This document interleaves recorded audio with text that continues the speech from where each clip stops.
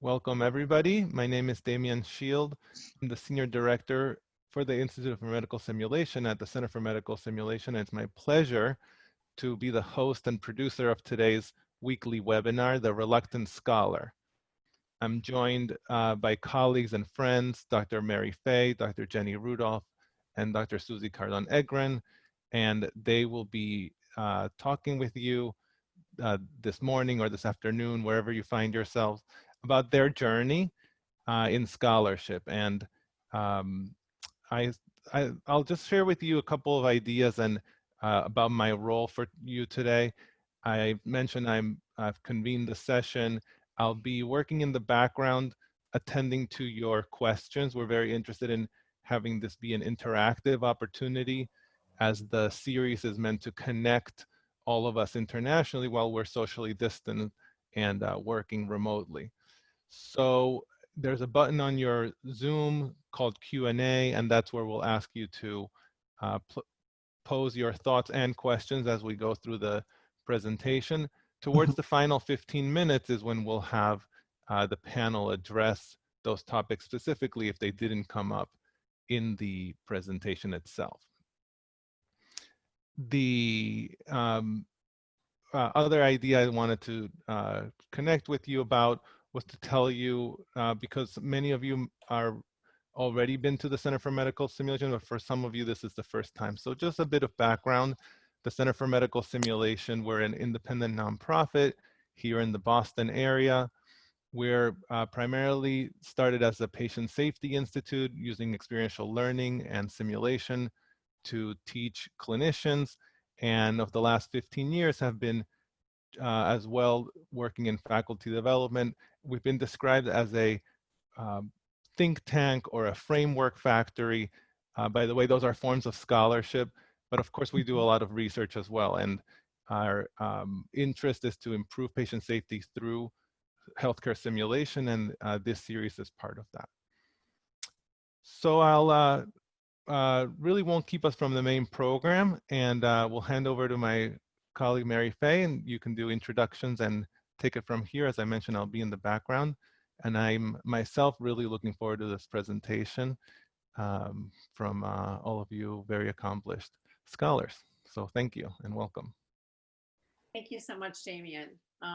Good morning, everybody, and I want to thank Damian for all the hard work that's gone into putting these weekly webinars together. It's been exciting for us to participate in them, and it's such a great opportunity to interact with so many of you in this world where we're currently not interacting with so many people. So it's a real pleasure to be here this morning with two of my good friends and also people that I would consider mentors to me.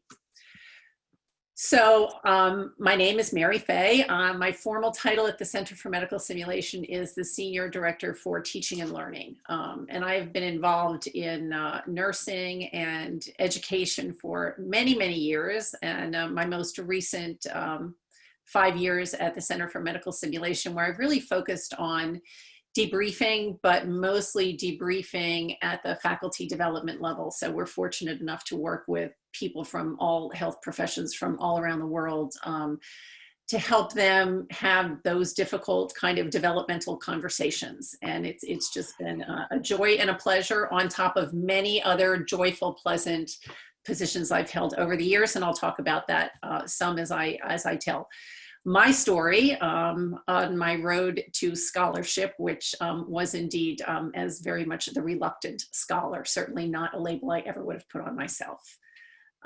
So I'm going to turn to my friends Jenny and Suzy and ask them to introduce themselves. Jenny? Thank you, Mary.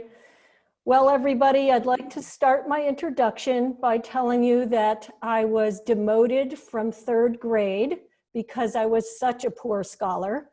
I didn't know how to do my times tables. I didn't know how to write script. And when I arrived at the Maharani Gayatri Devi School for Girls in Jaipur, India, I was promptly sent back. And I told my mom I was terrible at school and I was just going to focus on sports. So the rest of my life basically has been about my reluctant journey from being an athlete and a jock to figuring out how to make things that I'm really interested in fun to study. So in that spirit, I now am the executive director of the Center for Medical Simulation, where we conduct a lot of research on how do you communicate, learn, debrief, have difficult end-of-life conversations. And I got here almost kicking and screaming. And so I'll tell you a little bit about how I arrived at this place in my life journey, and possibly, I hope, some ideas for you about how the many, many mistakes I've made and the things I've learned might assist you. Thanks, Jenny. You poor thing. Dropped out of third grade. All right, Susie. Okay, so I'm Susie Cardong Edgren, and I have always been a geek, and I love being a geek. And my part in this talk will be helping you find your own geekiness, and looking forward to sharing that with you. And I'll just kind of leave it there for now. Can I just brag on Susie's behalf for 1 second, Mary? Yeah. So folks, it's really exciting to have Susie Cardong Edgren here, because among her many geeky accomplishments is being part of the leadership of the National Council of State Boards of Nursing here in the United States study that found that doing 25 to 50% simulation instead of clinical hours led to equal or better amounts of nursing accomplishment and competency. And she is one of the most diverse scholars in the simulation world. And so I'm thinking we're all going to learn some really interesting things about what she has to say. And I'm glad you brought that up, Jenny, because when they called me to be in that study, I said, how do you even know who I am? I said, because I was sitting in my office as a little snotty-nosed assistant professor, and I get the call, and I was just like, what are you saying to me? You know, we want you to help with this study. So more about that later. So remind me if I forget that. Okay. And one thing I've learned about Susie Cardong Edgren is don't ever express a good idea in front of her. That is correct. Yes, you should do that. That's an article. So let me show you my quilt that they gave me because they were so happy I was leaving my last job. So I'm going to put it up here because on it, it says one of the things they enshrined for me was my little thing that says there's an article in that. So they printed that on here for me. And this is, I won't show you the whole quilt, but it's there because that's one of my famous sayings. So you'll hear more about that when it's my turn. Well, with that super fun start to the webinar, ladies, shall we jump in? Yes, I'm excited to Let's go. connect with everybody. Yeah. Okay. So once again, thank you everyone for joining us today. And here's what I would like to spend our time together doing. Really examining what is scholarship. I know for me, when I heard the word scholarship, I thought all that meant was doing research studies. Scholarship is actually much more than that, as Damien mentioned in his intro. And then I would like for us to help you think about the different paths to becoming a scholar. My guess is that most of you on this call right now are probably engaged in something in your job that you're really excited about doing. And I think that to me is the path to becoming a scholar, is find something that you love, get really, really good at it, and then help other people understand it. And so we'll sort of be doing that by telling you our personal stories on our journeys to becoming reluctant scholars. And then we hope that we'll have time at the end, 10 or 15 minutes for some dialogue with you, which can be questions about scholarship, or it may be that you're working on a project right now and you're kind of find yourself a little bit stuck and might want to tap us for some ideas, and we'll be happy to help with that also. To get us started though, what I would like you to do, or what I would like to know, is how many people that are with us today see themselves as a scholar. And so what I'm going to ask you to do is raise your hand by going down to the bottom of your screen, clicking on the little icon that says participants, and then a box should pop up with a little tab on it that says raise hand. And if you would just click on raise hand, if you see yourself as a scholar.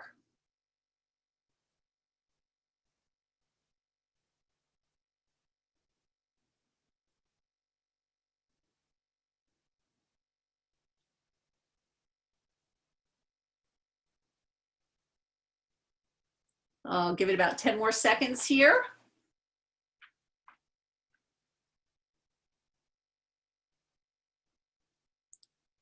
All right, so a third-ish of people who are on this call see themselves as scholars. My goal is that by the end of this call, that number will have increased some. But you know, I have to say, when I think about things I want to be when I grow up, scholar was never one of them, because to me, it just sounds kind of boring.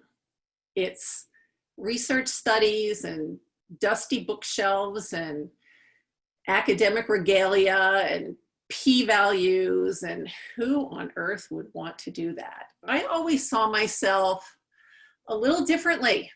I'm an ICU nurse. I like action. I like real work. I like being in the trenches, saving lives, working with the rest of the healthcare team, doing stuff that's exciting, that gets my heart rate up. And I loved my career as an ICU nurse. And then I moved into academia, and I thought, well, you know, I have some free time on my hands. Maybe I should go back and get my PhD, which is literally how much thought I put into getting my PhD. And so I did. I started in the PhD program at the University of Maryland, and a funny thing happened to me during that PhD program. And for those of you that have done it, you also know what the experience is like, which is it's not the work that you do when you're getting your PhD that is the big accomplishment. It's the transformation in the way you think when you're getting your PhD that is the real accomplishment. And on the road to getting my PhD, I happened to go to this instructor training course at the Center for Medical Simulation and fell in love with the idea of debriefing and teaching with simulation, because it allowed me to work in partnership with my learners in ways that I never had been able to before. And so I really wanted to study debriefing. And so that's what I did in my PhD program. And my study was actually the first really solid national level look at debriefing in undergraduate nursing programs in the United States. And I presented those findings at the National League for Nursing Education Summit, and Carol Durham, who was then the president of Anaxel, and Elaine Tagliarini, who was the chief program officer for the NLN, happened to be at my presentation. And we just had a hallway conversation afterwards about the fact that we had all these people doing debriefing that had no training at all and never had their competence assessed. And we decided, you know, let's have a think tank at the National League for Nursing and bring together people who were active in debriefing to talk about what can we do. And so from that came the Debriefing Across the Curriculum NLN Vision Statement, which was a partnership between, I was at the NLN at the time, the NLN and Anaxel. That I have since found out is the most downloaded document in all the vision series of the National League for Nursing. It's been downloaded or viewed over 70,000 times. A partner publication to that was the NLN Vision Statement about debriefing across the curriculum. And so I found myself suddenly writing things and doing things that were getting national and international exposure. And then one of my mentors and one of the members of my dissertation committee, Dr. Sharon Decker, was part of the team that was initially pulled together to create the standards of best practice for simulation. And Sharon called me up and said, hey, we really would like to have you on the team to write the standard of practice for debriefing. Are you interested? Was I interested? Oh my gosh, this was so cool. It was so exciting. I love debriefing. I was studying it. I was doing more, and I wanted to help people learn what I had learned over the years. And so I participated in the development of that standard. And then one of my other mentors, Dr. Joe Lopriato, was involved with the Society for Simulation in Healthcare as they were developing the certification programs. Something else I really believe in. I believe in external validation of our knowledge, skills, and abilities. He asked me if I'd be interested in helping with the CHSE exam development process. And I said, oh yeah, that sounds like so much fun. I would love to do that. So helped with that. And then when we decided to develop the CHSE advanced certification program, they asked me if I would be the first chair of that subcommittee, which I did. And it was so much fun. I was working with these smart people from all over the country, and we were sort of struggling with this question of what is an advanced simulationist. And through the standards development that we did, what we essentially did was charted the professional development path for simulation educators. And it was really cool and exciting and was embraced by the simulation community as a whole, which I thought was really neat. There were a couple of research studies that I did publish, not because I love p-values, but because it was about debriefing, and especially my qualitative study. I got to sit around with students and ask them, what is it about debriefing that you think helps you learn? And so I was discovering new knowledge from their perspective, which was really cool to me. And then one of the things that I'm really proud of is my collaboration with my good buddy, Dr. Sue Fernaris at the National League for Nursing. And we co-edited the first edition of Critical Conversations, which is to help nurse educators have learning conversations with their students. And Sue and I just finished the second edition of that, which will be out in October. And so I look back over all this stuff and I think, how did a bricklayer's daughter from northeastern Pennsylvania ever end up doing all of this cool stuff? And, you know, it really is because I was always doing something that I loved and that I was excited about, and I was working with people that I liked and respected. But there's still not a lot of research in here. So am I really a scholar? And so I looked a little bit more into what is scholarship. And there was a study that was commissioned by the Carnegie Foundation for the Advancement of Teaching back in 1990 that looked at Boyer's model of scholarship and went on to really define 4 categories of scholarship that I'll share with you now. The first one is the scholarship of discovery. And this is what most of us think of when we think of scholarship. It's research. It's transforming questions you have, I wonder if, or I wonder how, into usable knowledge for the field. The other category of scholarship that they defined was the scholarship of application. And they said that the scholarship of application was putting knowledge that we already had to work in the real world. And I think one of the greatest and worldwide impact examples of this was Rachel Carson back in the 60s, who saw the link between use of pesticides and decreasing wild bird populations and wrote her book Silent Spring, which alerted all of us to the dangers of pesticides and chemicals in our environment. I think an example from our world is to think about Jeff Cooper and David Gaba, who, working in anesthesia, saw the possibility to improve patient safety by giving people real world practice in a realistic environment, and really launched the practice of healthcare simulation. One of my favorite people, Dr. Jenny Rudolph, I would put firmly in the category of the scholarship of integration with the work she's done at the Center for Medical Simulation. And the scholarship of integration is pulling together disparate bodies of knowledge, working across professions and disciplines to solve real problems. And so Jenny took what she knew of organizational behavior, social psychology, adult learning theory, and she put that all together to develop what we now think of as the with good judgment approach to debriefing or teaching or coaching people. And then the last category of scholarship that they defined was the scholarship of teaching. And teaching is really just valuing good theory and best practices and using that to inspire the next generation of scholars. And so as I think about myself and my journey to being a reluctant scholar, I would really put myself in the categories of the scholarship of teaching and the scholarship of application, you know, because ICU nurses like me who like to do real stuff like to live in that world of application. We'll let the Susie Carden Edgrins be the discoverers. And as soon as she does that, I'm going to take that knowledge and I'm going to make it work for real people in real settings. So that's the story of my journey to scholarship. And I think if there's a message in all this, it's do what you love and the scholarship will come. Do what you love and share it with other people and the scholarship will come. So I'm going to move on now and I'm going to have Jenny come on screen. And so Jenny, I heard you say that after almost flunking out of elementary school, you told your mom you were just going to forget about school. You were just going to focus on sports because you're a jock. And I hear that that was the beginning of your research career. So tell me about that.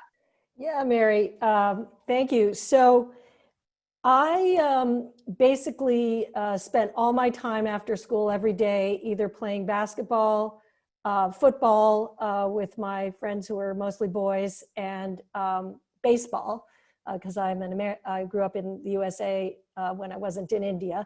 And that was really my lifeblood. I probably would have been a drug addict if I hadn't had sports. And so when I went to college, I finished college and I was like, geez, is this really all there is? I learned all this sociology and stuff, and it's still so boring to me. And so instead of getting a real job, much to my parents' chagrin and upset after having invested a lot of money in sending me to Harvard College, I rowed on the US rowing team for 2 years. And that was the most fun I had had in my life. And that actually led me eventually to simulation, because we practiced rowing, we videoed ourselves, we had analyzed the videos and so on.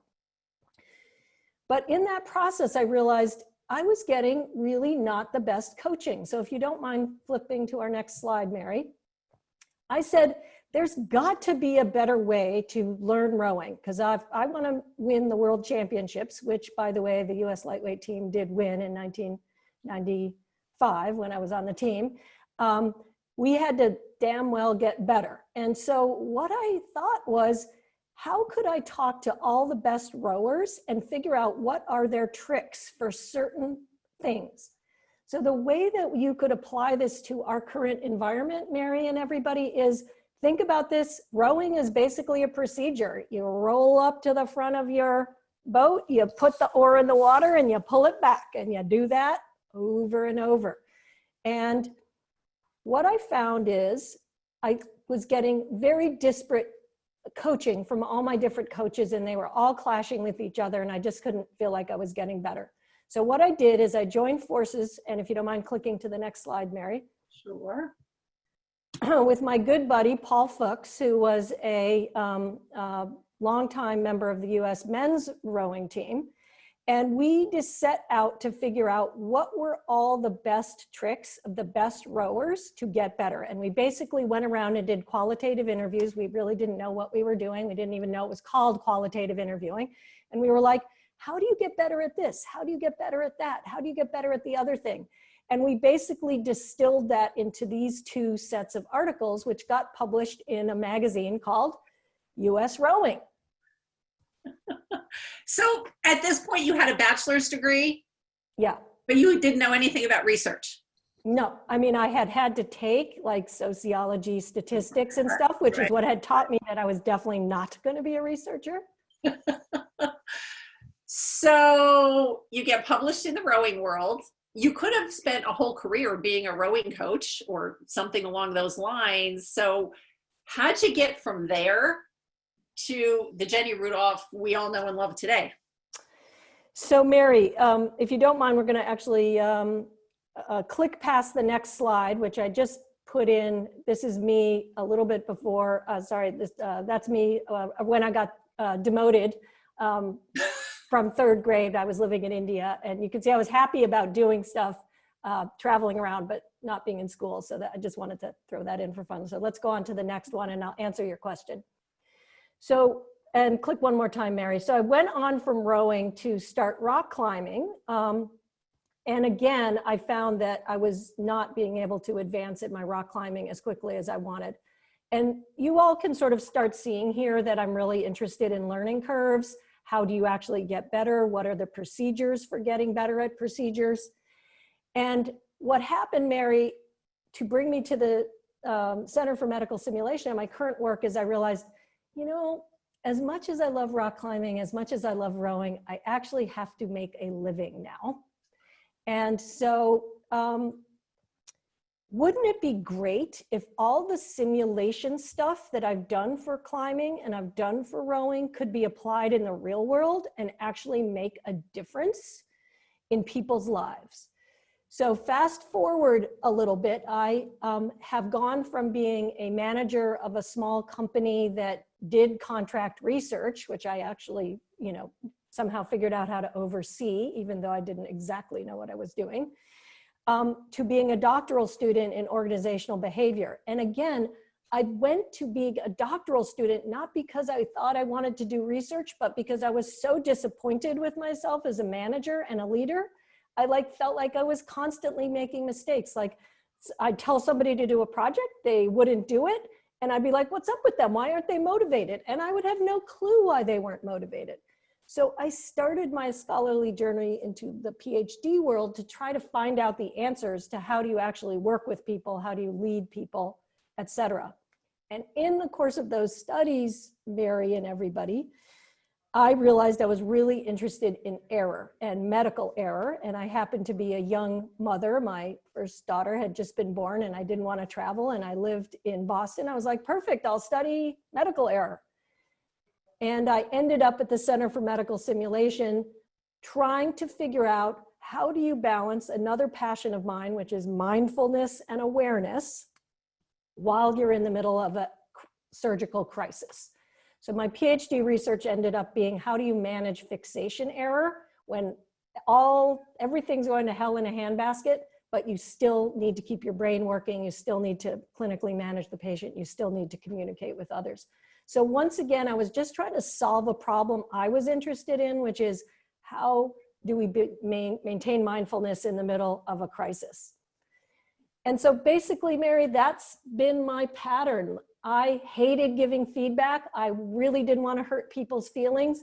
I thought it was very wimpy when I avoided giving feedback. And so that's how I arrived at developing the with good judgment debriefing approach, feedback approach, because I was struggling with how to do it. And so once again, I kind of used that same strategy of looking across the literature, in this case, not interviewing rowers, not interviewing climbers, but interviewing the literature essentially, which is something you can do as a scholar. And I've done for a lot of my career, which is sort of translational theory, or Mary's calling it the scholarship of integration. You know, Jenny, there's something, there's like this grain of like a little treasure in what you said that I heard that came through, which is that a lot of the research you did, whether it was rowing or rock climbing or your work around feedback and debriefing, you didn't approach your scholarship as an expert. Rather, you were really approaching your scholarship with a sense of this like serious curiosity because you were trying to get better yourself. And you know, what's important in that, I think, is that, you know, that term scholar sounds so lofty that I think it can be a little bit intimidating. But yet your journey is really one of trying to get better because you recognize something you weren't very good at.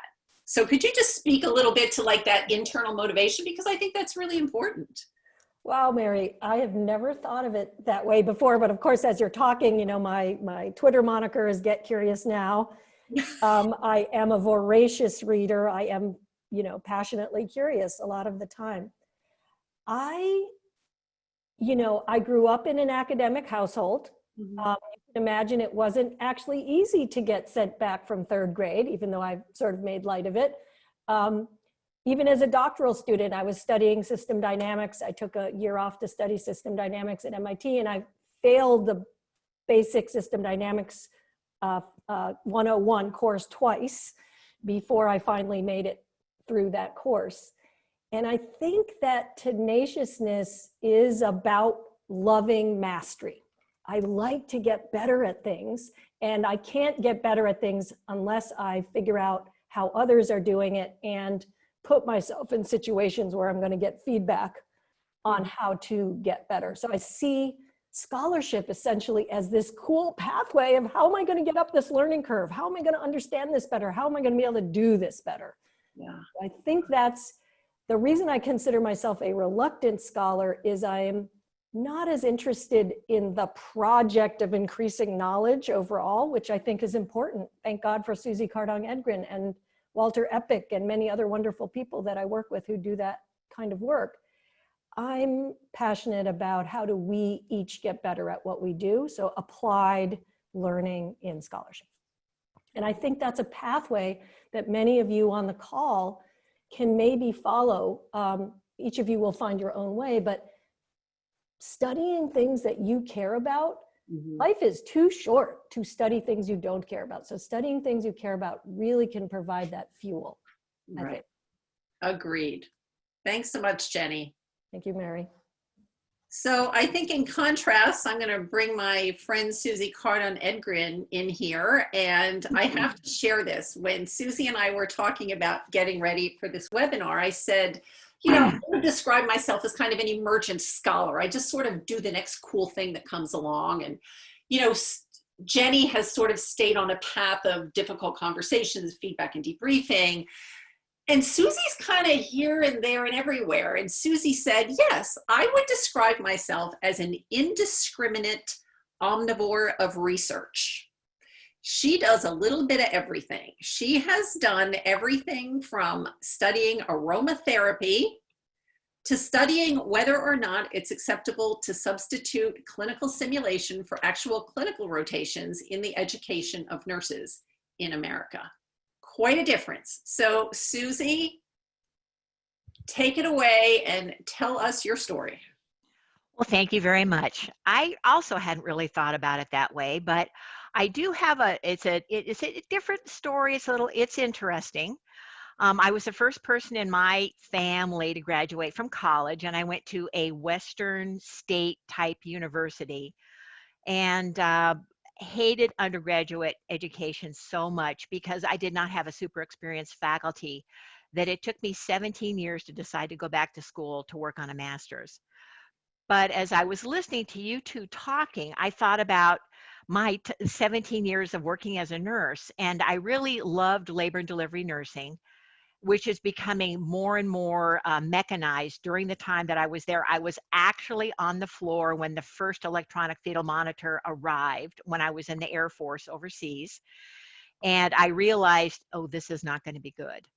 And so to kind of counteract that technology, I got really good at the counter technology, and I became a really natural granola type labor and delivery nurse.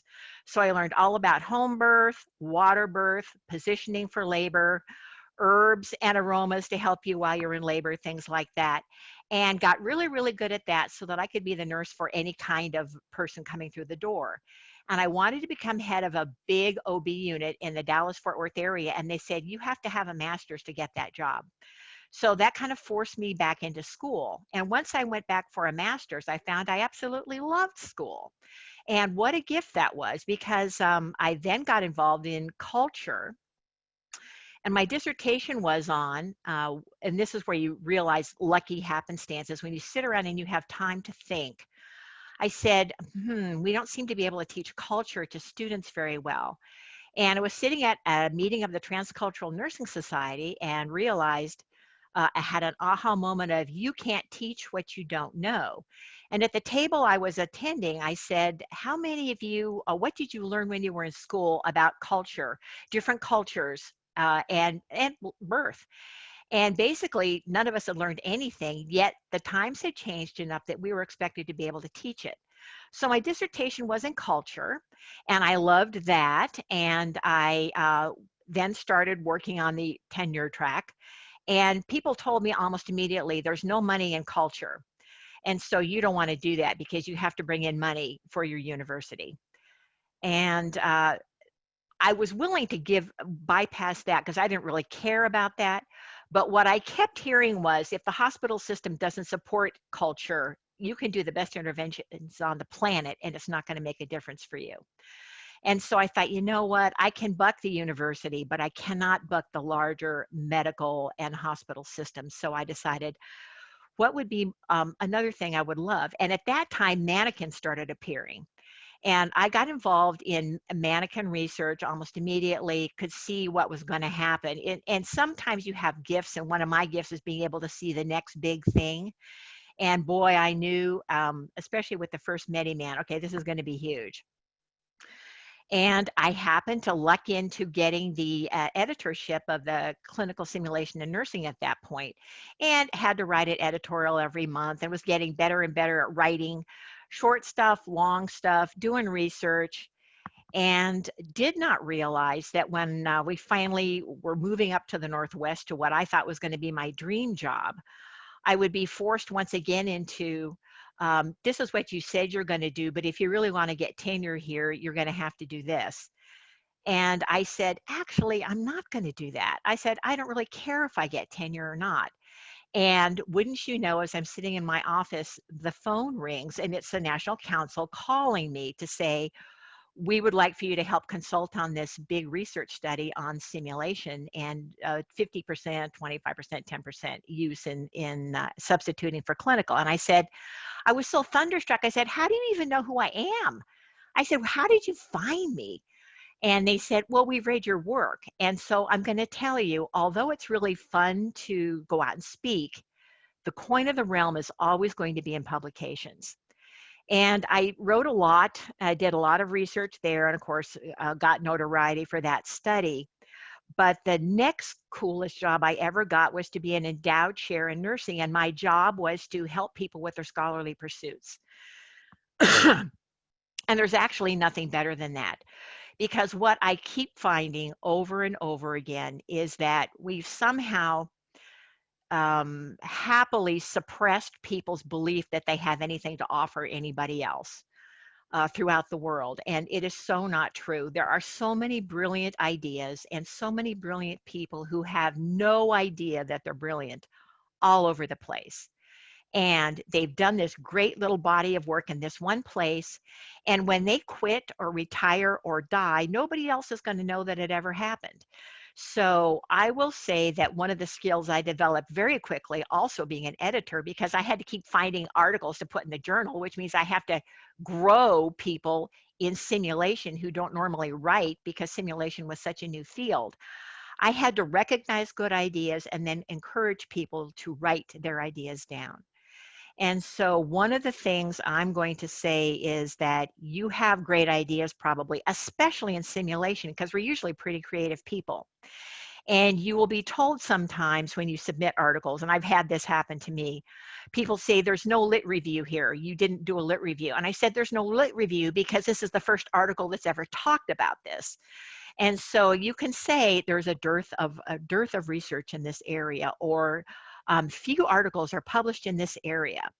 And you also start discovering things that people don't want to write about, like death in simulation, and the help that simulations provided for teaching death curriculum in both medicine and nursing is that we can now simulate deaths pretty realistically in simulation. And there are more articles out there about that now than there's ever been.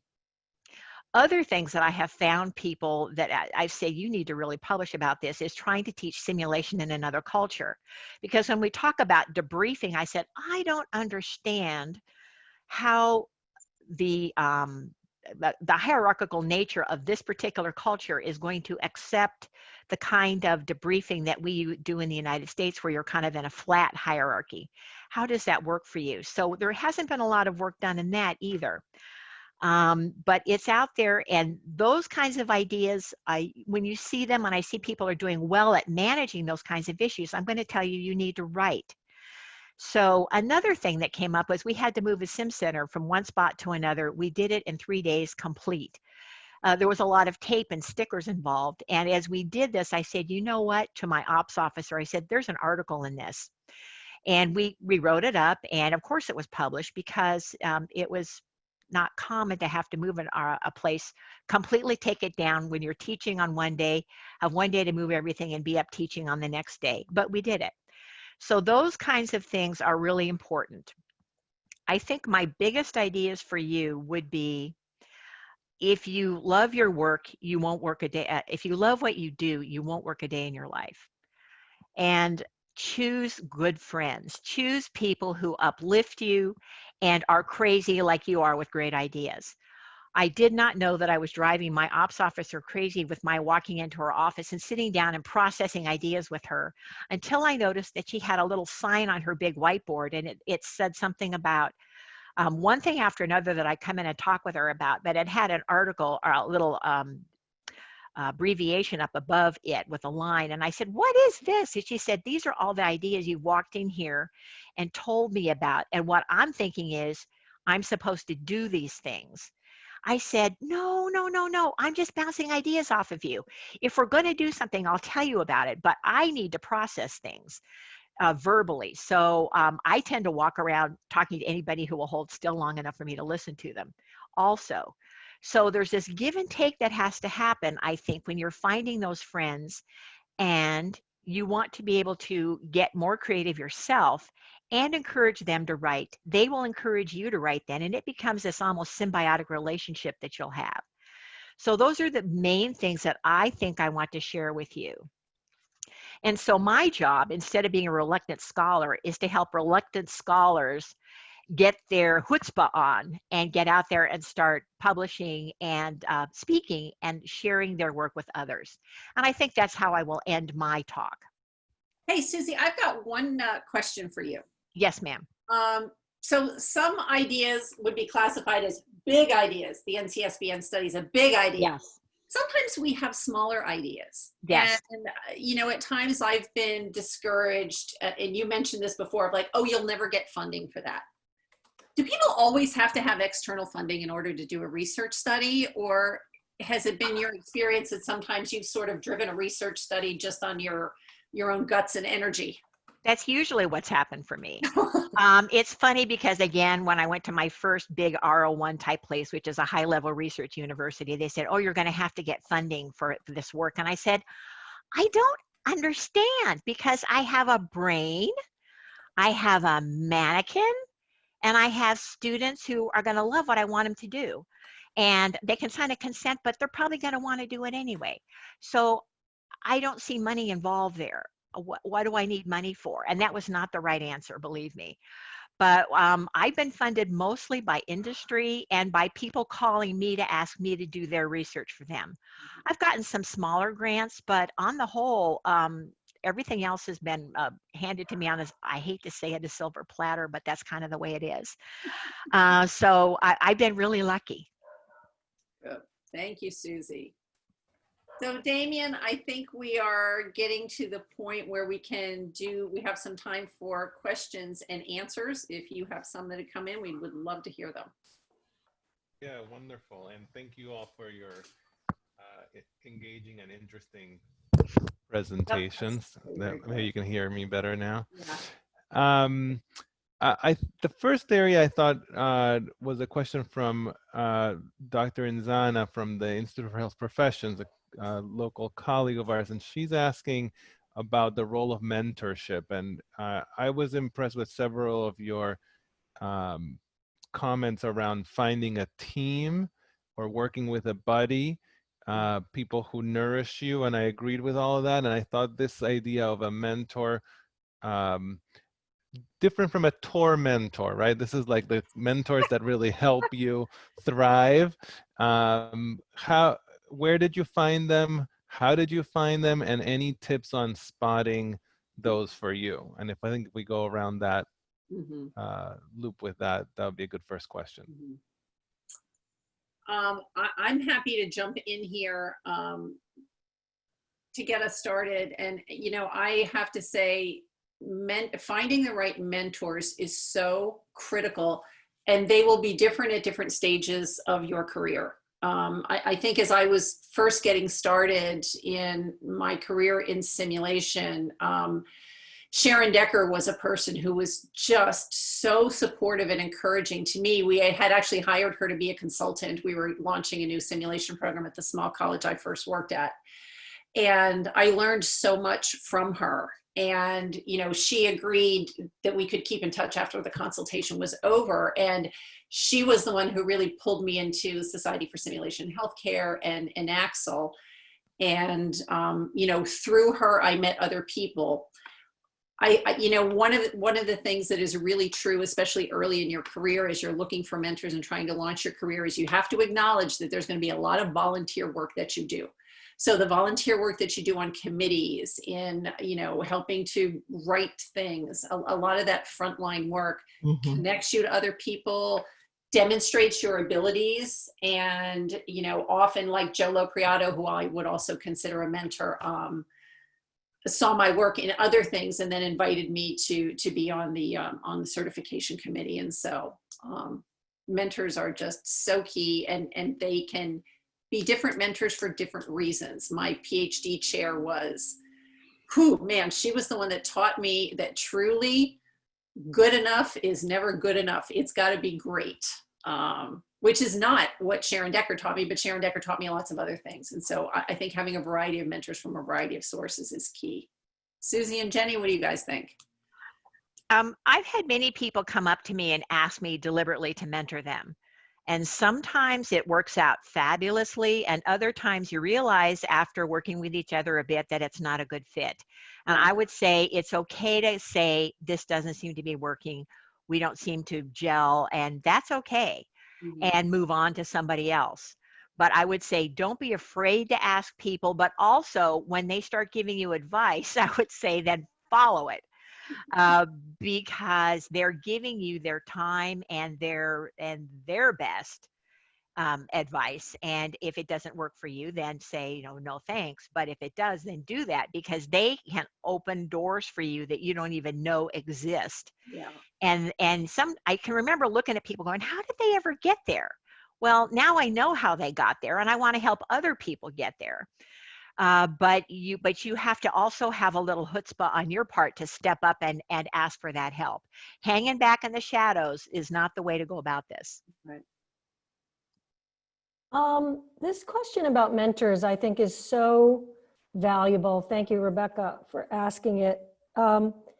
I want to talk about two facets of this that I think are a little bit we don't think about as much. So the mentor is not only helping you with your research, but I really think about the mentor as helping you become more you. That can be one of the roles of your mentor. So in that spirit, I'll just say, I have always looked for mentors who make me feel more alive and make me feel like I'm going to have fun. So some of you on this call may be very familiar with Dan Raymer. He's the reason I came into simulation. I came to this center. He was running a simulation day for residents across the Harvard system. The mannequin blew up. 3 other things went wrong. Watching him function in the control room, in the debriefing room, I was like, I don't care, whatever this man is doing, I'm following him. And why I think that's so important is life is short. Don't do stuff we don't love to do if possible. I know we don't all have that luxury. So find the person who makes you feel alive. I think that's really fantastic. That's thing one that I would say. Good point, Jenny. I like that. I love Thank that. you. Great advice. Thank you, Mary. Thank you, Susie. The other thing I just want to say about being a mentor. So Rebecca, since you kindly asked this question, I'm just going to take you as an example. You came to my office, you wrote me an email, you asked if we could meet. We chatted for maybe 90 minutes or something like that. And you were so grateful that we spent the time together. And I said to you then, and I'm going to say to everybody now, a good mentor recognizes that you are helping carry forth things that they care about. You are part of their legacy. So don't feel like you're a supplicant. You are someone who cares about what they care about, and you're helping their career by following in their footsteps, by using their ideas. And if you are clinging to or seeking after a mentor who, in my opinion, doesn't treat you with that positive regard and recognize what a positive role you have in their life meaning, maybe it's better to seek another mentor. I wanted to say caveat, because somebody was asking about National Institute of Health, RO1, more serious funded research. If you're committed to that track, you want to get on the coattails of someone who's been there, done that, knows how to do it. You want to apprentice with them. And if they're a bit of a jerk, maybe that's something you have to tolerate for a while so you can learn the ropes. But that would not be my choice of how to do things for myself. Very practical advice. Very. Yeah. So we have about 5 more minutes, so I thought I would put together a couple of questions that I think fit well, that have to do with time, energy, and outcome. So a couple of folks are asking, I'm later in my career, is it too late to start? Other folks are asking, well, I'm busy clinician, can I still do it? Grace Eng, who's on our faculty and I work with closely at NYU, and Nysim for a number of years, said, well, what's the measure of success? Is it number of publications? How do you measure your influence? How do you know you've accomplished it? How do you know you're there? So I thought you guys could maybe puzzle through a little bit of that as a In final 5 topic here. minutes. I'd like to say something briefly and then have you add, Damien, if you would, to the person who is the busy emergency physician and it's hard to even get time to have a drink of water. Maycan Smith, who's on our department of anesthesia, is on the labor and delivery floor. She's head of our quality and safety committee. I've asked her about her research and doing work in the OR. And she said, really trying to make things count twice, as George Bordage from University of Circle Campus in Illinois says, anything that you're doing, don't say yes to things unless you can also somehow study them if you want to study them. And get partners who will join you in that make it count twice approach, because you don't have the time to do them separately, would be my take.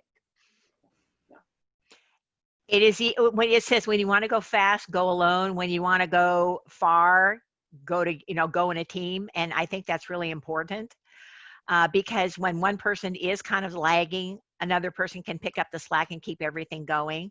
And that's how you end up, if you care about it, with lots of publications.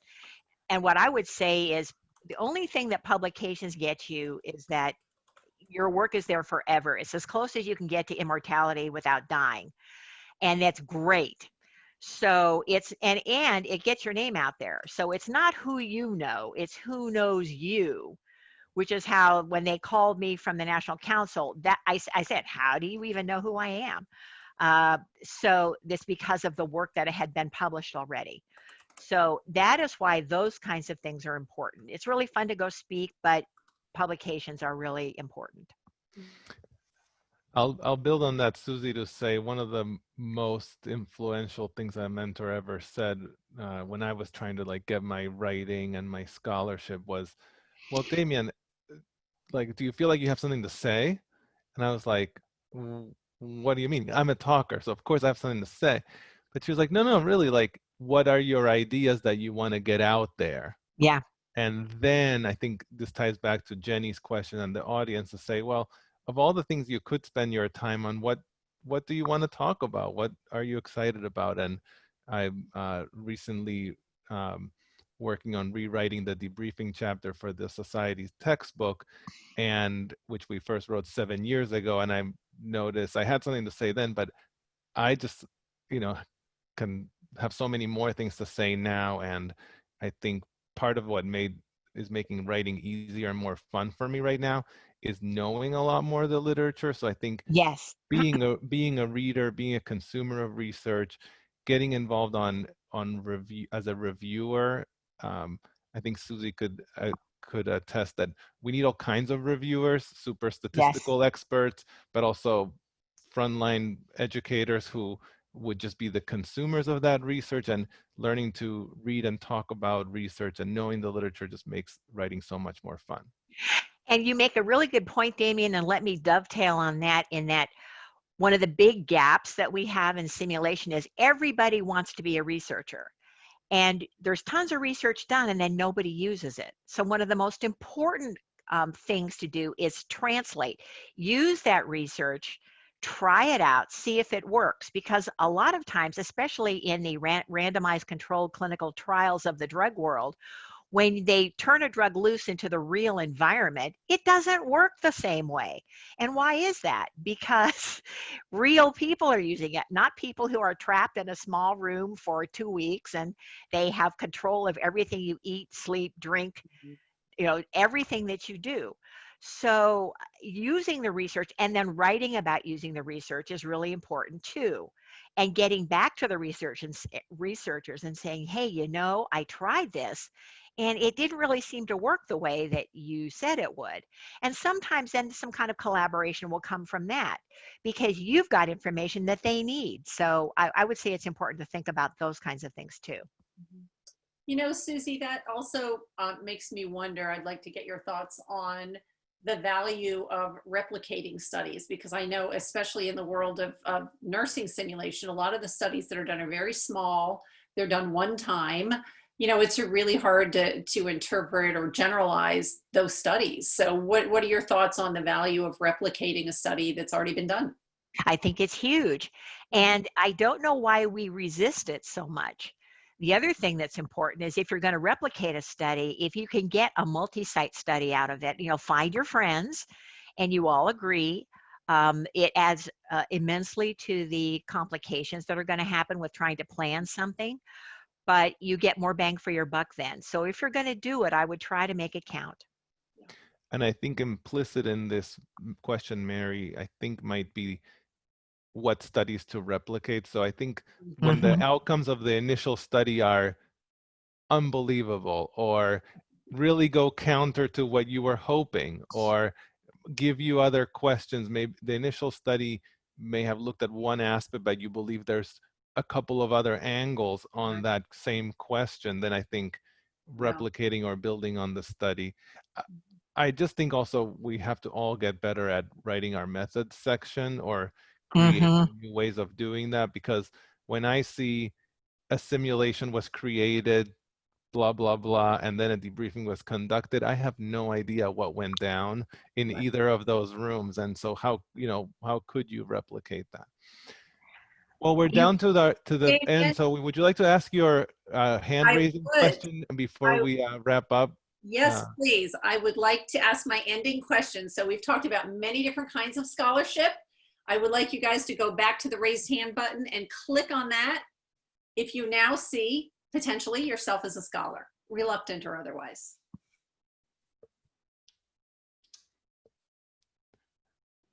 And after that, I'll sure.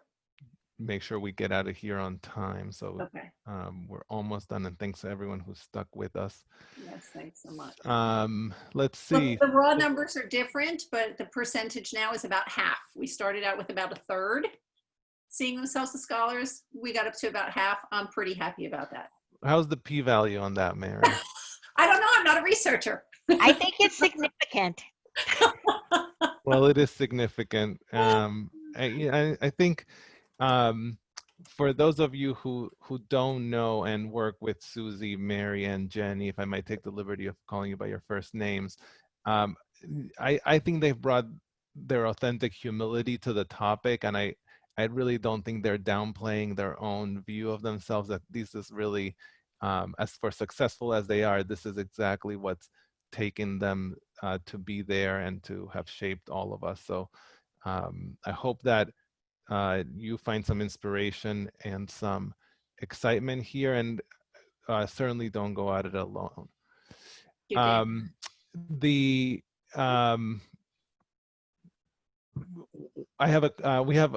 very interested in feedback, and so before I do that, I was thinking, I think of peer review because I think scholarship and publishing do go hand in hand. Peer review, whether it's the traditional way of submitting to a journal and getting reviewer comments, and also the outcome of finally getting it in print, is a beautiful form of feedback. I know my work has gotten better every time I do submit it. And I think it's a really a recognition when you finally get to see your PDF there. But I think there's also some modern ways of peer review. There's open peer review, there's blogs, podcasts, a lot of different ways to do scholarship, including curriculum design. For the weekly webinars, next week is a workshop. It's a 2-hour workshop on feedback. Janice Palaganis is one of our faculty, and I think really world renowned for feedback and curriculum innovation. Is going to lead a feedback workshop, 2 hours. There's also a longer version of that course that we offer, and I would like to invite you and welcome you to that next week. And then subsequent weeks, we'd love for you to return when we're going to continue with these panel presentations, begin a series of Inside the Simulation Studio or Ask Us Anything panels, and so we'll really make it more interactive. And finally, we're also going to be doing Meet the Authors. So we do want to promote scholarship, and we'll be doing that in that format, bringing you conversation with the authors in the healthcare and education and quality and safety. We really do love collaboration, and so if you think that Mary or I or others at CMS can help you move your projects forward, whether it's around implementation science or scholarship or anything around simulation and education, do reach out so we could talk about what's next for you all and how we might collaborate on that. I really appreciate everyone's attention and collaboration here. To my colleagues, thank you, and to everyone else, see you next week. Thank you, Damien.